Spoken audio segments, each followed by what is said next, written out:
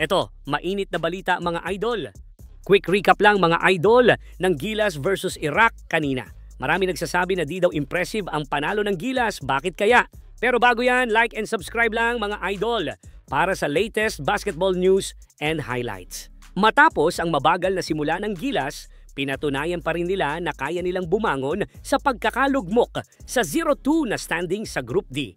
Tinalo ng Gilas ang Iraq 66-57 sa pangunguna ni Dwight Ramos with 21 big points para buhatin ang Gilas at makapasok sa second round ng tournament. Bagamat missing in action si JB at hindi man ganun kaswabe ang shooting, binawi naman ang Gilas sa depensa, hustle, at lalo na sa opensa mula sa turnovers ng mga Iraqis. First quarter, mainit ang outside shooting ng Iraq hitting 2 dagger 3 sa pag-uumpisa ng laro.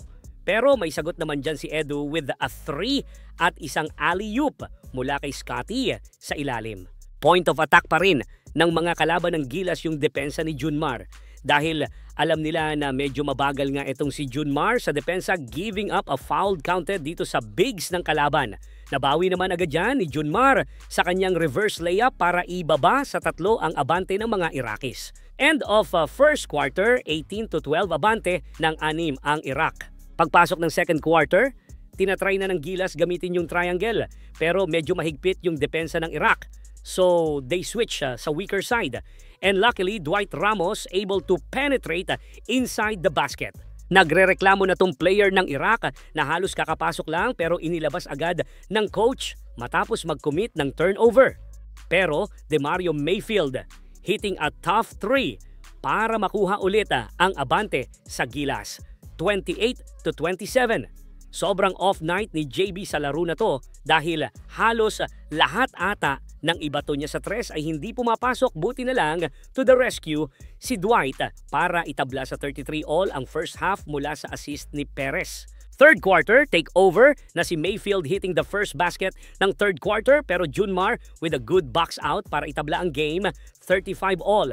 6 minutes ang natitira sa third. Scotty Thompson setting up Dwight para sa isang dagger 3 para iangat ang abante ng Gilas sa 3. Pero hindi pa tapos dyan, si Dwight hitting another 3 para gawing 6 ang abante ng Gilas. Dahilan para mapa-time out na ang bench ng Iraq. Last 1 minute ng third, abante na ng 13 points ang Gilas at dinagdagan pa yan ng 3 ni Newsam para mamaga ang abante ng Gilas sa 16 points. End of third quarter, abante ng 15 ang Gilas. Early fourth quarter, mukhang bumabalik talaga yung sakit ng Gilas sa depensa at naibaba pag nga ng Iraq ang abante ng Gilas sa 10. 6 minutes ang natitira sa fourth quarter. Naibaba pa ng mga Iraqis sa 7 ang abante ng Gilas sa 3 na to. Pero sabi ni Coach Tim, tama na yan at tumawag na nga ito ng timeout para pigilan ang momentum ng Iraq. Calvin Oftana destroying the momentum ng Iraq hitting a dagger 3 para ibalik sa 10 ang abante ng Gilas.